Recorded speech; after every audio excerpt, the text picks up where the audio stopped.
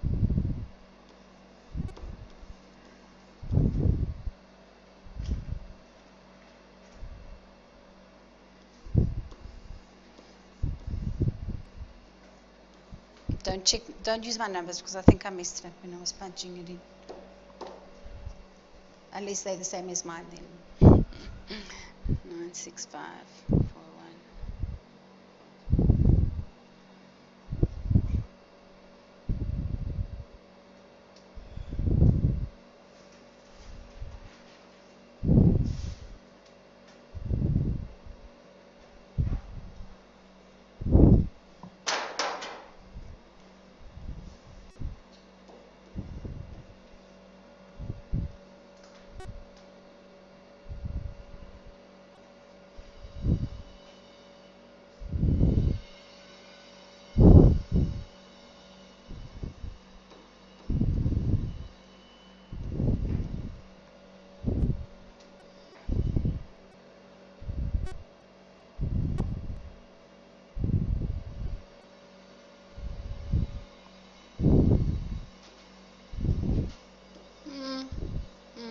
My numbers don't work.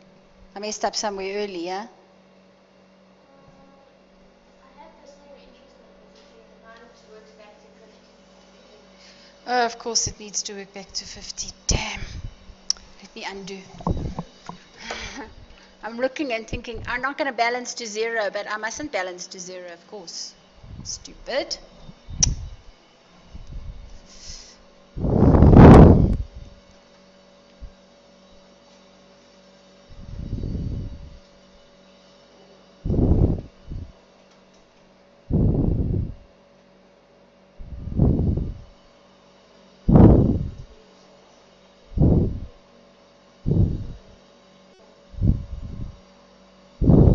No, but I don't balance. My balances look right or not? The year 4, mine was different. I've got 310,275. Over here. Yeah. 310,275. Yeah. But the other one was the same. Yeah. And then the last one's 50. 50, yeah. Okay. Amorts are good. Okay. So, it wasn't an easy amort. Lessor amorts are not easy to do because we keep getting those costs and we keep having to change effective I, isn't it? Because that interest that we tell the lessee that we're giving them the asset at doesn't include our expenses. The lessee doesn't care about our expenses, isn't it? But when we amort, we must put in the expenses. That's why when we first did the calc of the revised installment, which they very ugly didn't give us, we ignored the expenses because all I wanted to do was look at it from the implicit lease without how accounting stuff in it. Without accounting stuff in it, I had an asset that was 1140 at 10% for 5 years with a residual of 50, and so that was the installment. And a year later, that was my balance, and I changed my interest and my installment drops, isn't it?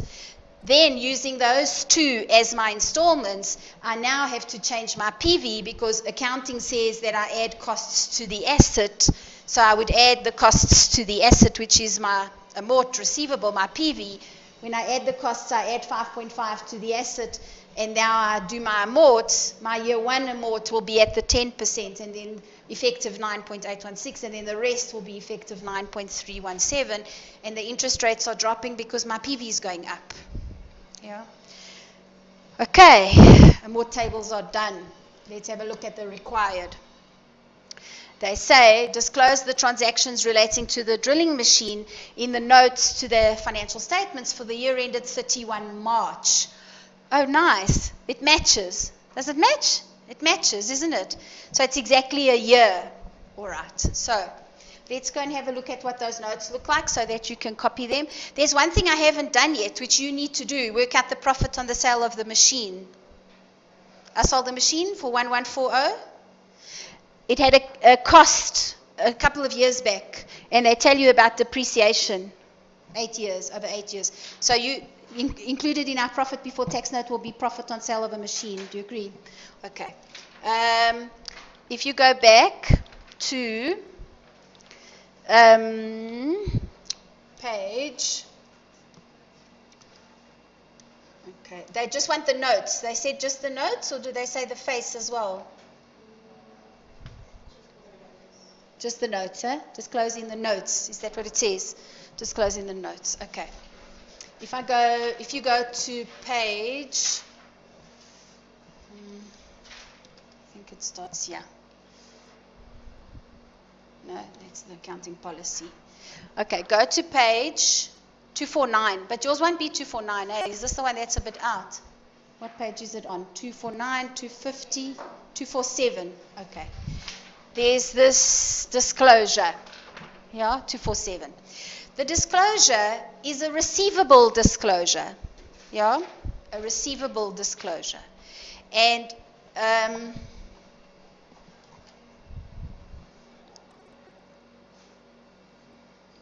they say alternatively. There's two options for showing the numbers. I kind of prefer the second one, but let's look at both of them. So the first note that we have is that receivable note. It says the reconciliation between the gross investment and the present value, which is the gross investment and the unearned interest. For the minimum lease installments receivable is for 1 year later. Do you agree 1 year later is current? And then later than 1 but less than 5, non-current. Yeah. In our lease, 1 year later will be, in our lease, will be year 2, the next year. And then year 3 to year 5 will be later than that, isn't it? And the total is year 2 to year 5. Yeah? Do you agree? For our one. So off our amort table, we're going to pick up the gross, which is the installment for the next year, the interest, which is the interest for the next year, and the present value, which is the capital portion for the next year. And then we're going to do the same thing for the 3 years after that, because there's a 5-year lease. 1 year has passed, 4 years are remaining. For the 3 years after that, we're going to pick up the total installments, the total interest, and the total capital amounts. Yeah? Remember to include in your installments that 50. Okay, that 50 that you get paid at the end is going to be here in the gross investment, isn't it? It's part of the money I'm going to collect. And then your total column. Yeah? This is just a comparative, so you don't need to do the comparative. Then you do a story. They're leasing a machine, the period, when it starts, the period. Let's just look at the information. When it starts, the period, the payments, whether they're in arrears or in advance. When the payments start, the rate implicit in the lease, we're going to put the effective I, yeah, and the fact that ownership will pass at the end. The other option for the disclosure is this one, which I kind of prefer. It shows a reconciliation where it takes the total gross and splits it, and then takes the unearned finance income off to get to the net. Yeah? And then it gets to a present value, which is current and non-current. So if we looked at our financial position, this is what would show on our financial position, isn't it, those two numbers? But you can choose which one you prefer, which one you think you want to do. So that's the note for net investment in finance lease, your receivable. Then we're also going to have the credit rating. This credit, it's just a credit worthiness. Remember they said in the question that the company has a high credit worthiness. Is it? Do you remember that? Something about the American company having high credit worthiness. So then you're going to do this little note. Let me just make sure there's nothing else over here. Oh, there is. Okay, sorry, there's this one. Oh, there's the credit worthiness. Categories of financial assets, non-current and current. It's just your split from your recon, isn't it? In my recon, I had a balance of 108 and 92. Let me show it to you. It was here, 108 and 92. Current, non-current, total. So then you do a note, which looks like this. financial assets. Categories of financial assets: non-current financial assets carried at amortized net investment in finance lease. Current financial assets at amortized, current portion of net investment in finance lease. Current, non-current, it's just your numbers from the top. Then credit risk in financial instruments, net investment in finance lease, the total, it's the total of the two. And then on the next page, whether it has high, medium, or low credit rating. Yeah, that's just numbers you need to calculate. Then there's tax and deferred tax, which we'll do afterwards if we have to do it. I don't know what they say about tax. I don't need to do deferred tax or income tax expense. But you know what note I haven't seen here is a profit before tax note. Can you find a profit before tax note in your... See, I would expect to see it as note 2. Did I miss note 2 somehow? 248. 249, no. 2 was accounting policies. And 1? No. There's no profit before tax note, isn't it? But I would expect to see a profit before tax note. I wonder if there's one in another example. No, because that was the example with the disclosure. This is journals and calcs, deferred tax, amort tables and journals. Yeah. Okay. But you know the PBT note will have depreciation, profit on sale of the asset, and interest income. Yeah. So I would do a profit before tax note because I think that you would expect to see a profit before tax note. Do you agree? All right. So you're going to copy those notes from page, you said 247. The thing with leases is disclosure in third year. You just need to learn those notes. So you're going to copy those notes exactly as they stand. Remember, it's the recon note, then the financial instruments note, the creditworthiness note. I don't know if we need to do a PPE note. I would do a PPE note and a profit before tax note as well. It doesn't say we don't have to do it, eh? No, it just says accounting policies, deferred tax, and income tax. Okay. We need to do a PPE note because we had an asset that was sold the first day of the year. Is that right? The 1st of April was when we signed the lease? So we have an asset that was sold the first day of the year. We won't have any depreciation, but we will have ACDEP, and we will have a disposal in a PPE note. And then in a profit before tax note, you will have profit as well. Okay, so how many notes is that? Let's have a look. Oh, come on. Note 3, the recon. Note 4, the financial assets. Then the credit risk, which is part of note 4.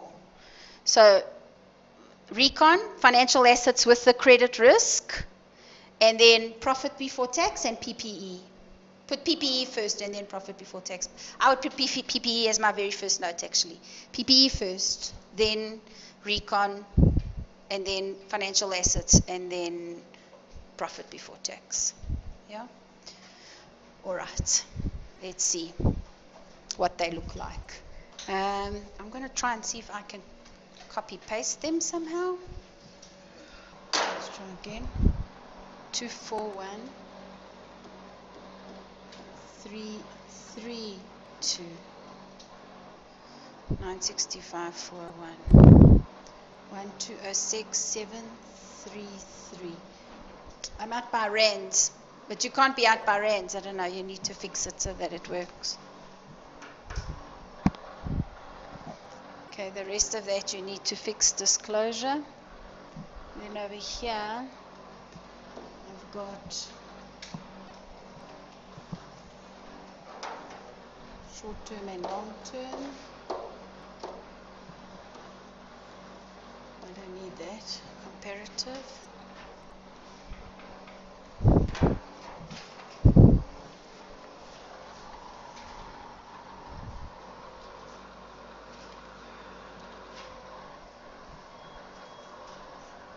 One 236.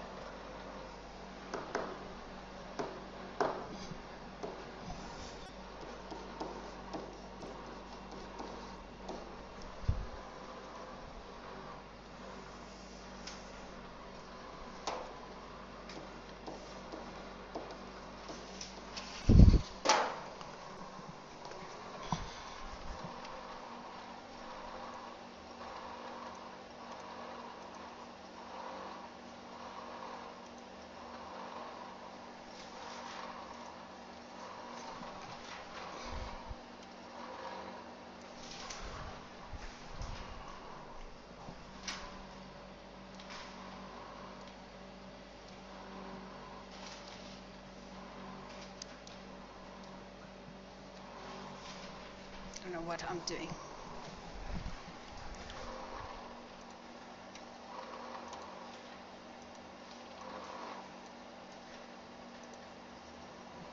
Okay, let's have a look.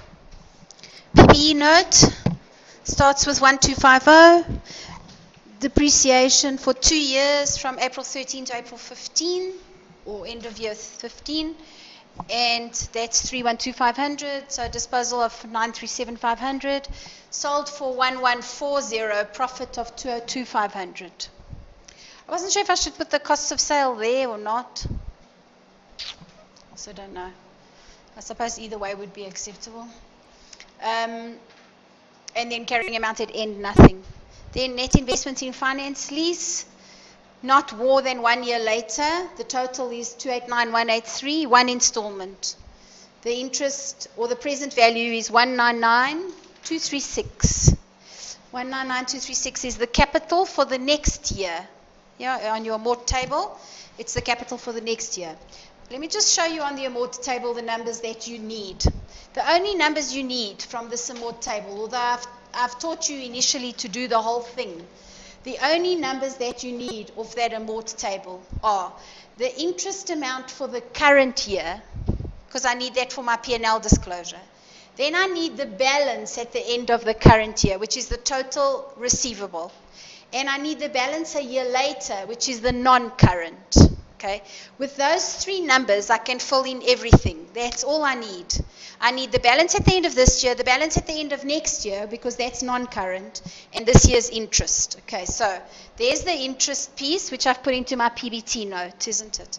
Then, over here is the disclosure that I need for this box. Look, if I start with the numbers that I've highlighted there, which is just this one and this one, yeah, that's the total amount outstanding, 965,401, total present value of my receivable, and then the long term, which is a year later's balance, 765,165. I can work backwards to the 199 because it's the balancing figure. Yeah. Then I've got my installments, one installment, 3 installments plus the 50, 4 installments plus the 50. Yeah. So the installments are easy to get. The interest can just be a balancing figure. But you can also get it off your amort. So off the amort, the interest 89947 for the next year. And then this one, is it 151? 151,385 is these three together. Yeah, 151,385. Yeah. The difference between these two is current. 199,236. So the only numbers you need are those three. You're going to learn to do amort tables where you only do those three. Because imagine that you have a lease that is a monthly lease that runs for 5 years. How many lines does that lease have? 60. Do you really have time to sit and do 60 lines? You don't. You have to know, where am I? What year do I need interest for? What balances do I need? And then from there, I don't know, need to know the rest. I can just plug in the numbers. Do you agree? So the only numbers you needed was those three. The current year's interest, the balance at the end of the current year, and the balance at the end of next year, which is the non-current. So that's that box filled in. I didn't fill in the story. You need to fill in your own story. You have to say, sorry, you have to say that there is a change in payments in our story. I would, yeah, especially because it happened this year, isn't it? So I would say, or if you don't say it, you must put the new payment. Yeah, but the thing is that there was a payment this year that's going to change from next year, isn't it? Is that when it changes? Yeah, it changes at your end. So I would put that in because it's a change that's going to come. But if you don't put the change, you must put what's coming because we want to tell our shareholders what's coming, how much we have to pay in future. All right, then in this thing, it's just the current and non-current. It starts with non-current first, the 766, and the current, the 199.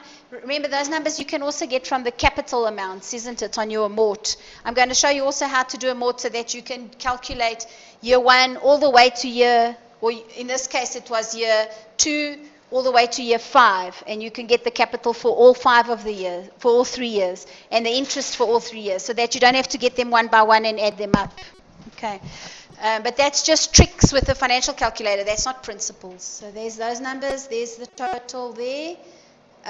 Those totals they said was high risk, high credit rating, isn't it? So we put those in there. And then down here, just put the interest received. Don't forget to put that interest received in. Okay, that assignment is done. We didn't have to do tax. But tax is a little bit tricky with leases. We'll have to look at it next time. So next week then we can do lessees, but that assignment should now be complete. We did earnings per share. We've now done the leases.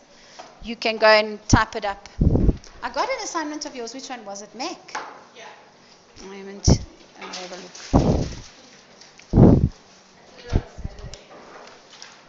Weren't you working this weekend?